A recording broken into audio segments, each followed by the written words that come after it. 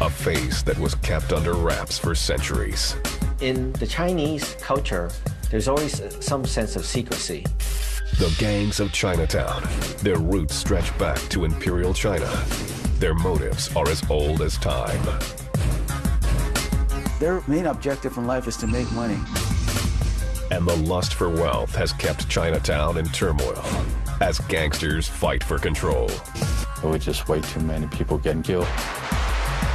Most of the people killed were innocent bystanders. Now, one of Chinatown's most notorious criminals reveals the inside story of its gang wars and why he's still under suspicion. I run this city. Who can tell me something I cannot do? Nobody.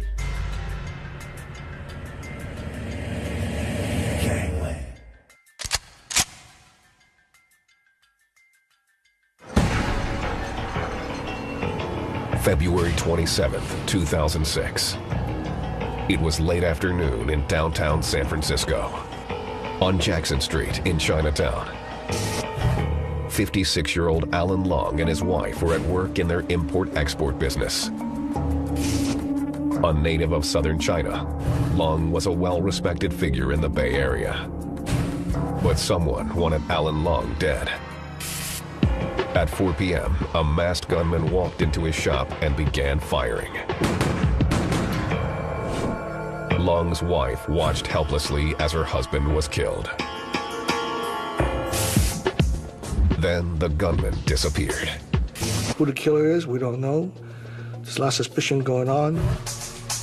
Federal and local authorities will not comment on the ongoing investigation. But it's reported that this man, one of Chinatown's most infamous criminals, has been a suspect. Everybody look at me, I'm the one that did that. I'm the one that murdered. And I'm not. For more than 3 decades, the 5'5" tall Raymond Chow, known on the streets as Shrimp Boy, has been at the heart of Chinatown's underworld.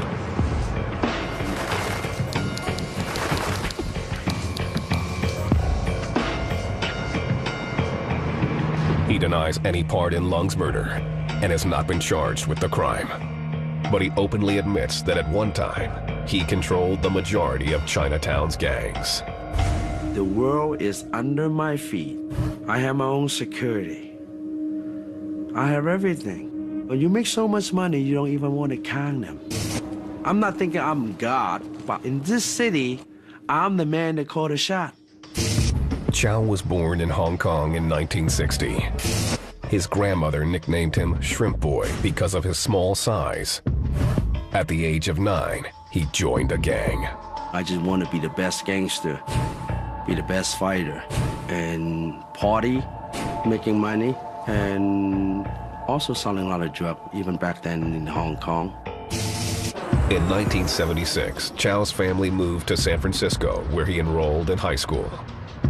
At first, it seemed like a chance to start fresh, but a fight with a classmate proved otherwise. I just only been in the school about a month or 2, and I shot the kid in the leg. Actually, I shot him in the Chow dropped out of school and spent his time practicing martial arts. I'm training to hurt people. You, in your mind, decided to, you want to kick my in my mind, I'm killing you. He practiced here at the Chinese playground, a favorite hangout for local gangs. One in particular caught Chow's eye, the Hop Sing Boys.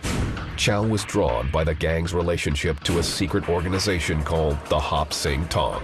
The Tong, to our tradition and culture, is a loyalty, trust, and honor, and that's why I get into it. Tongs can be found on many streets and alleys in San Francisco's Chinatown.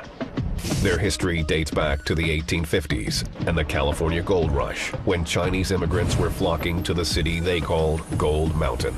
It is seen as a place of considerable wealth, a place where people expected to be able to make their fortunes. But many Chinese found themselves unwelcome in this land of plenty. Some were being robbed, some were actually being taken advantage of from the early settlers, whether it was the Irish or Italians, and they didn't feel they could really go to the local law enforcement because a lot of the police were also of Irish descent. The Chinese needed some muscle, the kind they had back in their homeland. Their secret societies called triads had for centuries worked to overthrow the government. The triads operated covertly, hiding from authorities. They developed an elaborate code, including secret hand signals in order to identify each other. In San Francisco, the Chinese organized themselves into similar societies, minus the politics. They called the groups Tongs.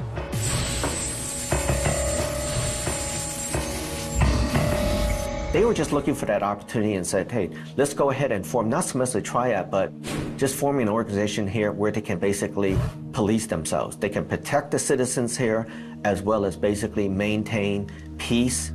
Industries and families formed their own tongs and built meeting halls. Each tong was a form of self-government that looked after its own. If you were a shoemaker, there would be a shoemaker tong. If you were a seamstress, there was a seamstress tong. They also developed under surnames. Like you were a Wong, you belonged to the Wong tongs. The tongs were, and are today, a lifesaver for thousands of hardworking immigrants. But the tongs have another side, concealed in the shadows of America's gangland. Some tongs have used their power to extort local merchants, legitimate and illegal, and they've recruited gangsters to do their dirty work. Some of the tongs actually have a separate branch of gangsters who work for them, who would enforce the rules and regulations. For decades, the FBI has kept a list of criminally influenced tongs. The Hop Sing Tong, where Raymond Chow was a member, was among them. Though which members were breaking the law wasn't clear. If you say Hop Sing Tong is a criminal organization, you're wrong. You can't say that. Because there's people in there that are not criminals. But some of the members, like Raymond Chow, stood out. Chow began working for the Hop Sing Tong in 1976. At that time, the Tong employed two gangs, the Hop Sing Boys and the Wah Ching, to enforce its illegal operations. Gambling was actually rampant. It always has been because it's just part of the culture. And then peripherally, you have things relating to the gambling, such as the loan sharking. There was prostitution, there was some drugs, and also the sale of fireworks during Chinese New Year's as well as 4th of July. Chinatown's underground markets were thriving. The Hop Sing Tong paid Chow and other gangsters from the Hop Sing Boys and Wah Ching to collect extortion money from illegal gambling dens. They also acted as guards for important people. The explosion opened the door for us, you know, to working inside the gambling as a bodyguard, doorman. And that's why, you know, we started picking up, you know, a lot more knowledge. But some of the gangsters wanted to be their own boss. A faction of the Wah Ching split away from the Tong. The gang was led by Joe Fong, and they would be known as the Joe Boys. Their formation set off a power struggle between Chinatown's gangs that would soon be their undoing. A battle erupted that centered around the sale of illegal fireworks, a staple in all Chinese celebrations, and one of Chinatown's most lucrative markets. In my Tong and a couple of different Tong, the older member, they joined together and they bring the firecracker, come overseas, and we distribute. During the 1970s, the Hop Sing Boys and the Wah Ching controlled the market and extorted money from all the vendors, including the Joe Boys. Then, you know, to add insult to injury, the Wah Chings would decide that they wanted to sell fireworks as well. So if we wanted to sell for $20 a case, they would then sell for $15 or $18 and so forth. The Joe Boys, declaring their independence, resisted the shakedown. Hostilities grew, and by 1977, a full-out gang war was underway. Back then, when you pull out a machine gun, the is kicking off and getting serious. Pretty much everybody packing in Chinatown. Then, on Independence Day, tensions exploded. A shootout took place here in the heart of Chinatown at the Ping Yun projects. Once again, the Hua Qing had the upper hand, shooting and killing a Doughboy. The Doughboys vowed revenge. Everybody knew that things were heating up. It wasn't a matter of what was going to happen, it was just when. In the fall of 1977, the violence would come to a head. The Doughboys ambushed their rivals at a popular restaurant in Chinatown and blew apart a community that for years had kept the secret of its gangs under wraps. I don't think people in this area ever looked at the Chinese community in San Francisco quite the same way again after the Golden Dragon.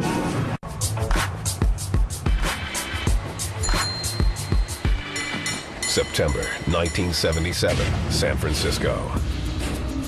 For months, a battle had raged in Chinatown's gangland over the distribution and sale of illegal fireworks. The lucrative market was controlled by the Hua Qing and Hop Sing Boys gangs. But their rivals, the Doughboys, wanted to rule the streets. A shootout on July 4th left one Doughboy dead. Now, the Doughboys plotted to take out as many of their rivals as possible.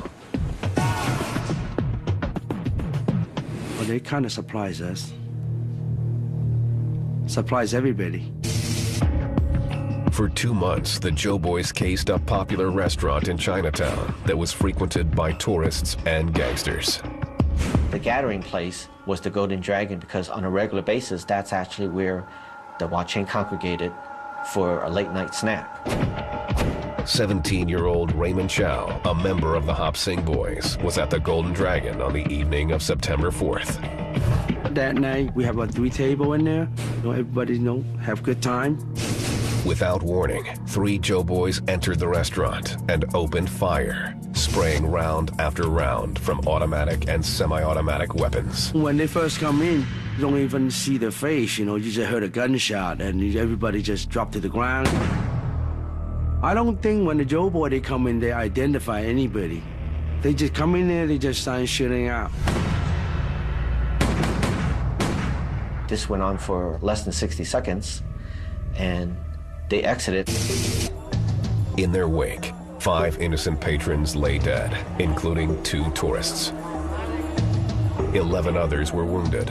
Not a single gang member was injured. Chow, a hardened gangster, felt lucky to be alive. Every time after I got shot at, you just kind of have that fear and that sensation coming to your body and the cold sweat coming out. And then that is the time you start to realize, wow, this is what happened. The news stunned San Francisco, which viewed Chinatown as a family-friendly tourist attraction. In Northern California, we felt like we really didn't have any of that sort of stuff going on, and we were above that.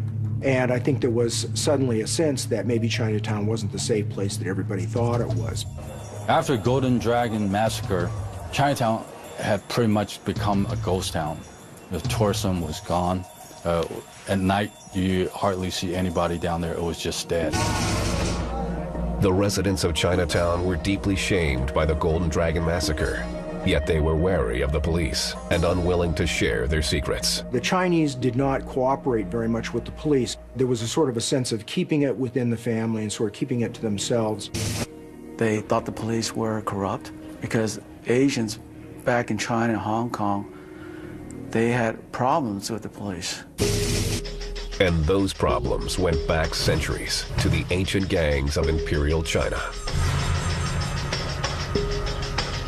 In the 1600s, secret societies formed to overthrow the ruling Qing dynasty, which was viewed as corrupt. They were Robin Hood type of bandits. They would actually steal from the corrupt officials and go back and give the money to the poor or feed the poor. In 1911, the Qing dynasty collapsed. After years of living in secrecy and subversion, the societies, called triads, were rebels without a cause or an income. They turned to drugs and extortion to fill their coffers. Through the years, the triads that started as patriotic organizations degenerated into basically criminal groups. In 1949, Mao Zedong and his Communist Party took over China, and the secret societies relocated to British-controlled Hong Kong. Their symbol was shaped like a triangle that represented the three essential elements: heaven, earth, and mankind. In Hong Kong, the triad smoothed the way by buying off public officials, and before long, they infiltrated every aspect of Hong Kong's public life, including law enforcement. The police officers in Hong Kong, the majority of them were all triad members. Let's say you're making a complaint against somebody to the police officer, and that police officer happens to be a triad member, you know, then there may be some very serious repercussion. So that mistrust has always been within the Chinese community. And it transferred to the United States. In 1965, the U.S. opened its doors to a new wave of immigrants. Thousands of Asians moved to San Francisco. A culture clash developed between the American-born Chinese, whose ancestors had been here for generations, and the new arrivals. Within the San Francisco underworld, the American-born Chinese, called ABCs, were already organized into low-level street gangs. They were just doing a little bit of drugs and stealing hubcaps, getting into fights, and like American graffiti, but in Chinatown. The influx of immigrants gave the ABCs someone to pick on. They called the foreigners fobs.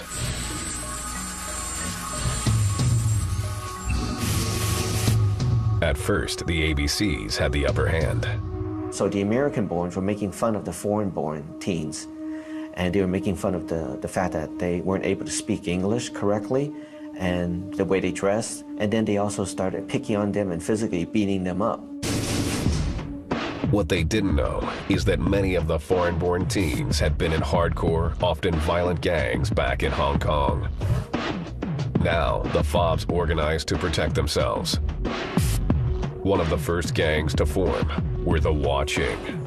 Instead of just retaliating and beating up the American-born Chinese, they were actually going back and terrorizing the American-born Chinese again and again, to the point where many of them were actually just afraid of going to school. New gangs formed as teens scrambled to protect themselves. When I grew up in Chinatown, there was at least 5 different gangs in Chinatown itself. You can't walk down a block without seeing a gang member. Some of the gangs, like the Wa-Ching, hooked up with criminally influenced Tongs, who taught them the ins and outs of extortion. Local merchants had to pay both the Tongs and the gangs just to stay in business. Former gang member Bill Lee explains how the gang shook down the cash. They don't come out and say, you have to give us protection money. They would say, for instance, we're representing a youth group, and we want to actually raise funds for certain activities, and we would like you to contribute. But the merchants basically realized they didn't have a choice, because if they declined, the merchants would either get beaten up, or the windows would get broken, or they'd get firebombed. The residents of Chinatown were under siege, yet they rarely went to the police, both out of cultural distrust and for fear of losing face. It's something that is within our community. To report that I've been assaulted and I've been extorted is bringing shame. That changed after the Golden Dragon Massacre in 1977. Following the shootout, the San Francisco Police Department acted quickly, creating their first gang unit that focused specifically on Chinatown. The department had not been nearly so concerned about what was going on in Chinatown previously, and now they had had this big bloodletting that created a public furor, and they had to do something about it. Police began building relationships with Chinatown's residents, and over time, they started talking. As cops made arrests, many street gangs disbanded, including the Joe Boys and the Hop Sing Boys. But gangs like the Wa-Ching and gangsters like Raymond Chow survived by delving deeply into crimes that were more difficult for police to track. What I involved with is not much on the street. You know, we involved with directly organized crime. We're dealing with drugs. We're dealing with money, gambling. Chow's luck didn't last. In 1978, Chow was told that an illegal gambling den was operating on his turf. He went to collect the money, then realized he had accidentally interrupted a party. I go up there and then we start to realize, that is the party for a bunch of engineers. And you're already up there, you already draw your gun, might as well do the job. And I rob everybody. Chow was arrested and convicted of 17 counts of armed robbery. He was sentenced to 11 years in San Quentin prison. I did time with Charles Manson, good friend of mine, Kimpo, serial killer. I did time with a bunch of amazing people.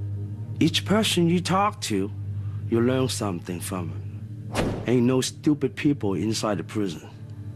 You can say that. While Chow got an education in crime, the Wah-Ching took advantage of Chinatown's lack of rivals.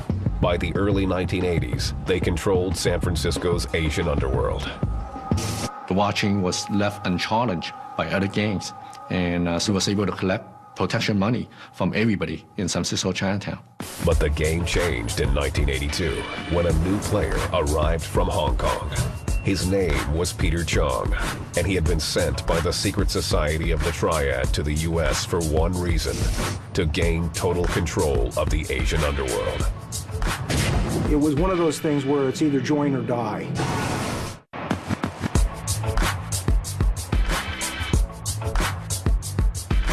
San Francisco, 1982. It had been 5 years since the Golden Dragon Massacre shocked the city and spurred officials to crack down on the Bay Area's Asian street gangs. Only the Wah-Ching had survived, quietly taking control of what remained of Chinatown's organized crime. Then, a wealthy new figure from Hong Kong arrived. His name was Peter Chong.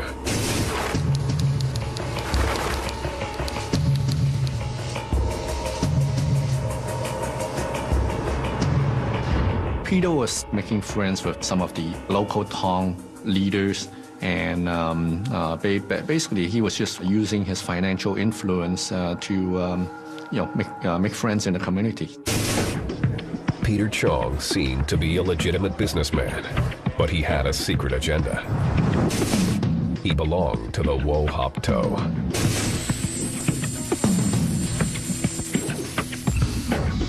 It was one of the strongest of China's ancient gang societies, the Triads. They had sent him to San Francisco for one purpose. The attempt was to unite all Asian organized crime groups and gangs under one umbrella, under the Wo Hop To umbrella. Chong had plenty of charisma and cash, but he needed enforcement, a right-hand man who knew Chinatown from the inside. His choice was a San Francisco gangster who had just been released from prison. Raymond Chow, aka Shrimp Boy, understood the ways of both the East and the West. He wanted me, to kind of like a friend and then partner with him. Together, backed by the Wo Hop To Triad in Hong Kong, Chow and Chong began building an empire. No crime was off limits.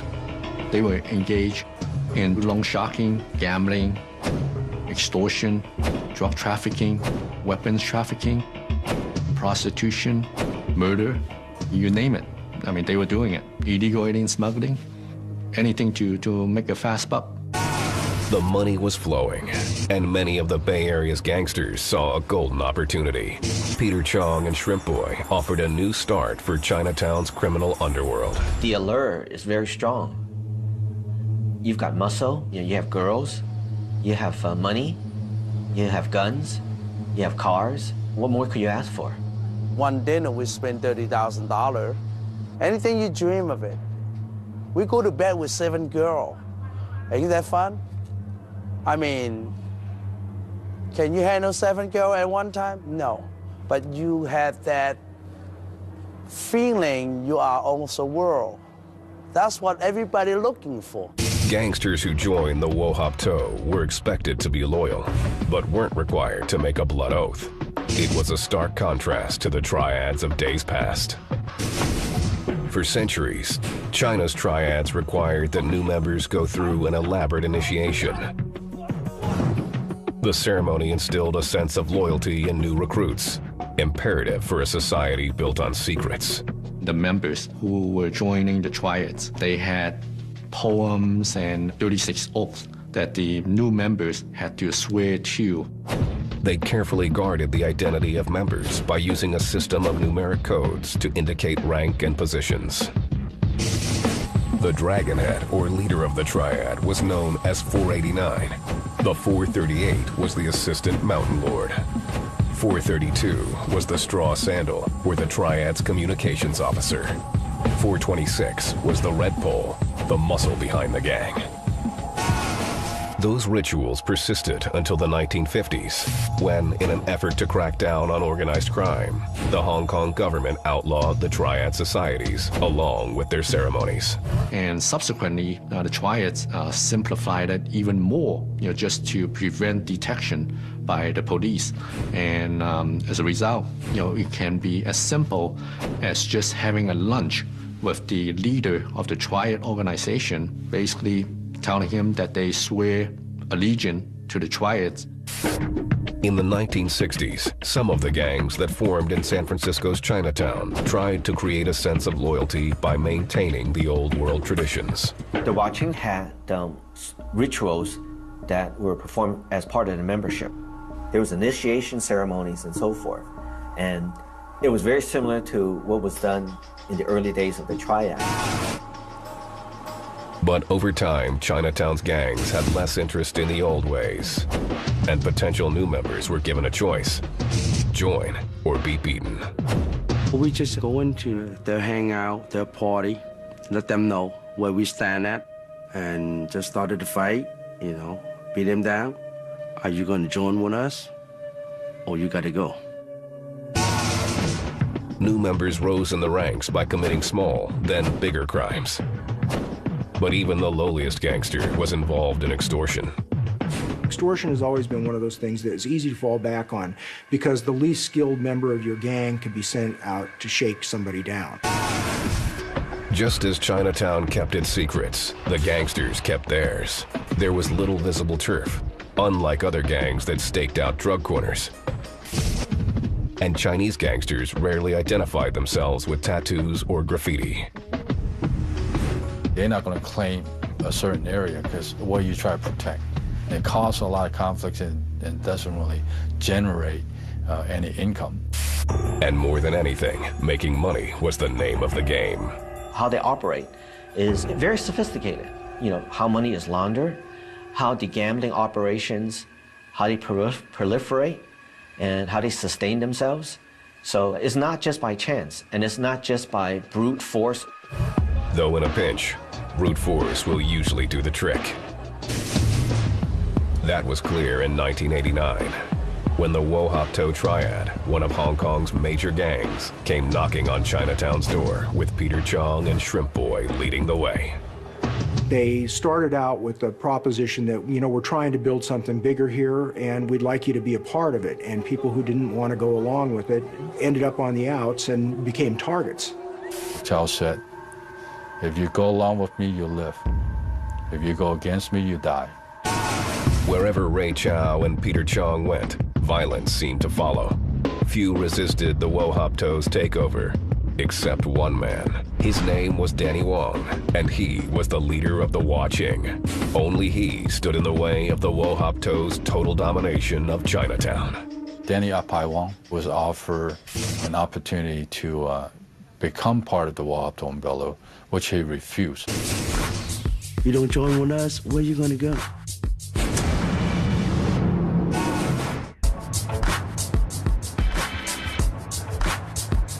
For 10 years, the Watching gang controlled the underworld in San Francisco's Chinatown.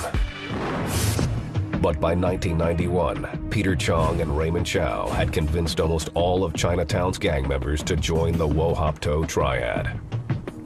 Some were wooed with money, others were threatened with violence. There was one holdout, the longtime leader of the Watching, Danny Wong. Danny Wong, he don't want to join with us, and because he think he had his thing going. Conflict between the two gangs escalated. In April 1990, a Hua-Ching gang leader was gunned down outside a San Francisco nightclub. 1 month later, the Hua-Ching retaliated, killing one Wo Hop To member and wounding 7 others.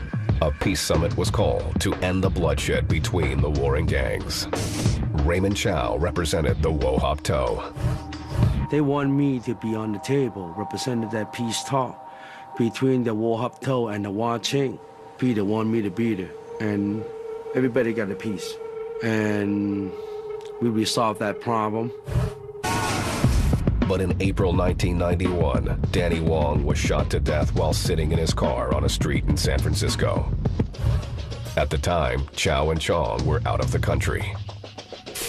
Although the crime was never solved, authorities had their suspicions.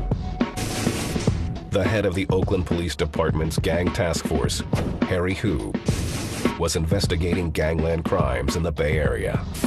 We believe Danny Apaiwan was killed by Wo Hop To. With their leader Danny Wong out of the picture, the Hua-Ching agreed to join the Wo Hop To triad. After he passed away, they all joined with us. Because I just told them, you know, I'm not coming here to take your stuff, try to dominate you. If you need money, we support you. You need dope, we supply you. If you need soldier, you have soldier. Everywhere you go, and you got friends, why not? With the Hua-Ching now in its ranks, the Wo Hop To had loyal gangsters from San Francisco to Portland, Oregon. But Peter Chong, who had been sent to the U.S. by triad members in Hong Kong, wanted more. He masterminded a grand plan that he called Tien Ha Wei. Under that umbrella of the Tien Ha Wei, Peter Chong wanted to unite all the Asian organized crime and gangs in America and control pretty much all the illegal activities in all the San Francisco Chinese communities in the United States. The Wo Hop To began reaching out to Tongs in cities on the East Coast, including New York. And Peter Chong sent Xuan Boy Chow, Raymond Chow, to New York, Chinatown, to work with the Chinese Tongs and criminal elements there. Piece by piece, they began forming a national network of crime. Loan sharking, gambling, prostitution, and trafficking weapons were part of it. But the real money was in drugs. Heroin is the main income. The Wo Hop To's drug of choice was Chinese heroin, aka China White. It and other drugs were being produced in huge quantities in Southeast Asia and smuggled into the States. We have our own chemists do the cooking for the speed, for the crank. We can make ice. We're already doing all that process back then. These are some of the purest form of heroin on the streets. And as a result, there's a lot of money to be made by the gangsters. I get a sense back then, when I'm 35, I'm gonna retire. I'm looking at $20 million, just my share. By 1991, Peter Chong was well on his way to achieving the Whole Earth Association. It did not take Peter Chong too long to consolidate his power base. He almost succeeded, almost. In Boston, Chong hit a roadblock. Boston's Chinatown had two main leaders, a gangster named Wayne Kwong and Kwong's rival, Bike Ming. Kwong was willing to join forces with the Wo Hop To, but Bike Ming wasn't, and Kwong wanted him taken out. Peter Chong agreed to send his Wo Hop To members to Boston to assassinate Bike Ming. Several underlings were sent to kill Bike Ming, but chickened out when they saw police nearby. The failed assassination was a major setback for the Wo Hop To and a major coup for law enforcement. The FBI had caught wind of Peter Chong's scheme and was tracking his every move through wiretaps. We were collecting intelligence, recruiting informants, and working to get a good knowledge base on Peter Chong and the Wo Hop To triad and their attempts to expand in San Francisco. But the FBI faced a major hurdle. Not only were the gangsters speaking Chinese, they were using their own gangland code. It was a language problem. A simple term like Dai Lo is the big brother. In gang slang, that means a gang leader. There were a lot of gang slangs being used that some of the linguists had no idea what they were talking about. Yet over time, the wiretaps yielded a treasure trove of evidence, implicating the Wo Hop To in everything from murder for hire to drug distribution. The Wo Hop To's demise would happen as quickly as its formation. In 1992, the feds took down the wire and started arresting key members of the gang.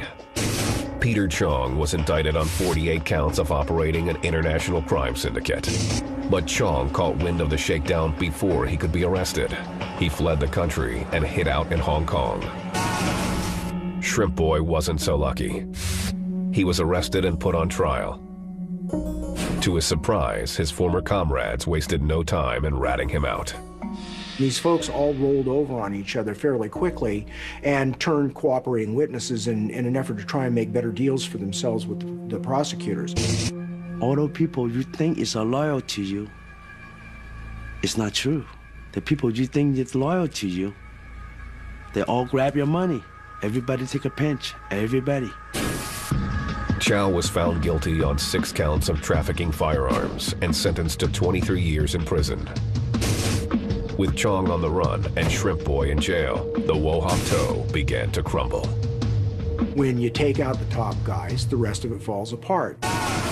For Chow, it was a betrayal of the worst kind. My tears ain't dropping out. I don't even realize that. I don't even realize that. It's not you getting soft.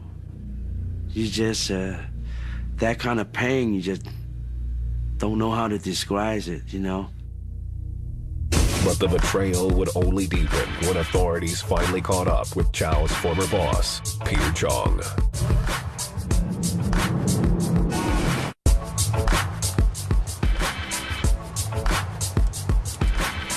San Francisco, 2000.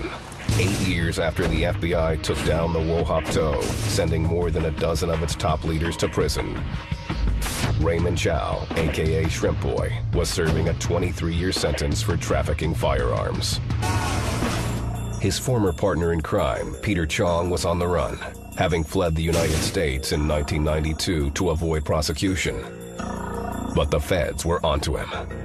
We heard that he was running around in Asia, and so we passed the information to our legal attaché office located in Hong Kong. As a result of that, he was arrested by the Hong Kong authorities when he attempted to enter Hong Kong. And subsequently, he was extradited from Hong Kong back to the United States. At the time of Raymond Chow's arrest in '92, prosecutors had offered him a deal to testify against his former boss, Peter Chong. Chow refused and fired his lawyers. Now, they made a similar offer, but this time, Chow had reason to be less loyal. Peter hired my lawyer, and I'm depending on this lawyer, you know, my life. How the partner can do that for you? And I realized I was just a stupid mother. Raymond Chow felt that Peter Chong had betrayed him, and as a result of that, Raymond Chow decided to cooperate with the government and testify against Peter Chong. On April 26, 2002, Peter Chong was convicted of 10 counts of racketeering, murder for hire, heroin trafficking, extortion, and arson, thanks in large measure to Chow's testimony. It was essential for Raymond Chow to explain that in courts on exactly what he was doing with Peter Chong. I testified in a court in front of him. Peter even cannot look at me in the face. Loyalty, trust, and honor. I only serve with my brother, with my friends, but not the people like you to backstab me. Goes around, comes around. I learned that when I was in the prison. As a result of his cooperation with the courts, Chow was offered a reduced sentence. By 2003, he was back on the streets. Raymond was the hands-on guy.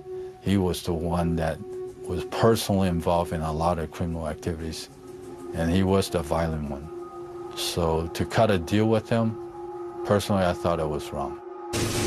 Chow now lives back in Chinatown, but in the 10 years he was away, things have changed in the Asian underworld.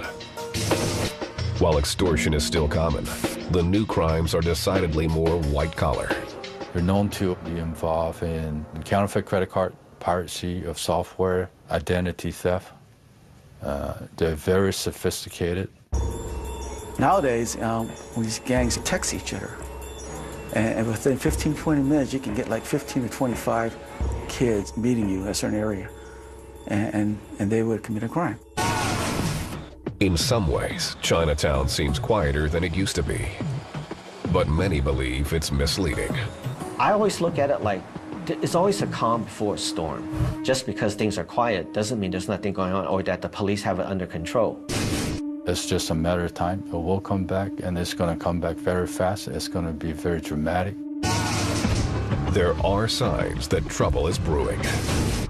In 2006, Alan Long, the Dragonhead, or leader of the Hop Sing Tong, was murdered in his import-export business. No one has been arrested for the crime, and once again, the Chinese community is not sharing its secrets. No one's going to come out and tell you who did it, even if they knew it. Okay, and so that's why the murder hasn't been solved yet.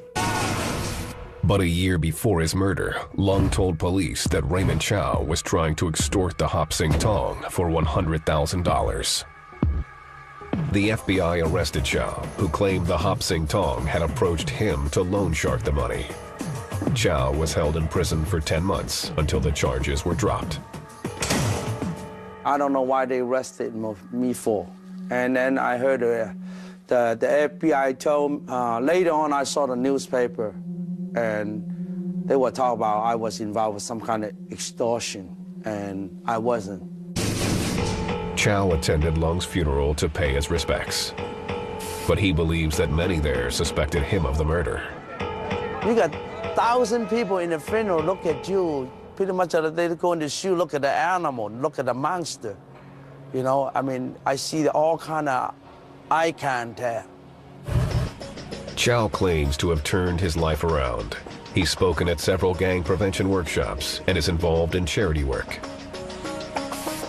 He's also now the leader of a Chinatown Tong. Each time he enters, he lights incense at an altar and pays tribute to the Tong's history and its elders. Today I become the head of the Qigong Tong. That's my title as a Dragonhead. I carry a lot of responsibility, not just about myself, also the people around me, my community, and my culture. Raymond Chow is a survivor.